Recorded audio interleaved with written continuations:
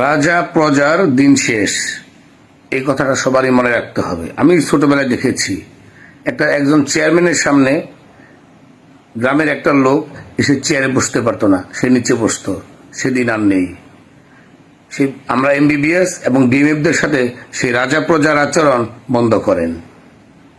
এখন একটু কঠোরভাবেই বলি, ডিএমএফদের কি তাদের তাদের দাবি দেওয়া কি, এইটা বুঝতে তো কোনো একটা পাগলেরও সমস্যা হওয়ার কথা না। একজন মানুষ তো পড়াশোনা করতে চায় নাকি, কোন সেক্টরে নাই? তাহলে ওদের দাবি দেওয়াটা কি?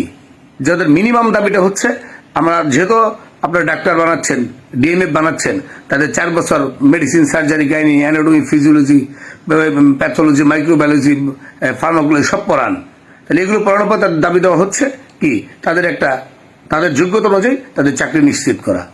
তারপর হচ্ছে কি, তাদের নিজস্ব একটা স্বতন্ত্র একটা বোর্ড, তাদের স্বতন্ত্র বোর্ড লাগবে। তারা কি, তাদের পরিচয় কি? আর তাদের এই নিজস্ব পরিচয় চাইলেই সমস্যা, স্বতন্ত্র বোর্ড থাকতে হবে, তাদের উচ্চশিক্ষার সুযোগ থাকতে হবে।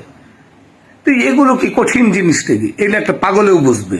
অতএব এই ডিএমএফদের সাথে অযথা অন্যায় আচরণ বন্ধ করুন। অযথা এই ডিএমএফ জাতিকে ধ্বংস ধারণ পথে নিয়েন না।